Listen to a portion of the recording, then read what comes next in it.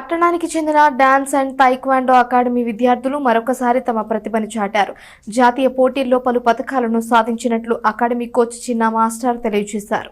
All India Budo Shoto karate association south ఆధ్వర్యంలోని గుంటూరులోని BR indoor స్టేడియంలో ఆదివారం నిర్వహించిన అమరావతి ఓపెన్ 2025 మూడవ ఐజేకేఏ నేషనల్ ఓపెన్ కరాటే ఛాంపియన్షిప్లో పట్టణ హరిహంసిక డాన్స్ తైక్వాండో అకాడమీ విద్యార్థులు అద్భుత ప్రతిభ కనబరిచి పతకాలను సాధించారు.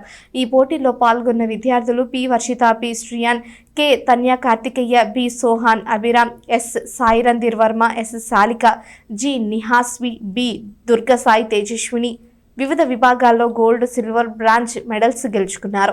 అకాడమీ కోచ్ ఎం సత్యనారాయణ విద్యార్థులను, వారి తల్లిదండ్రులను అభినందించారు.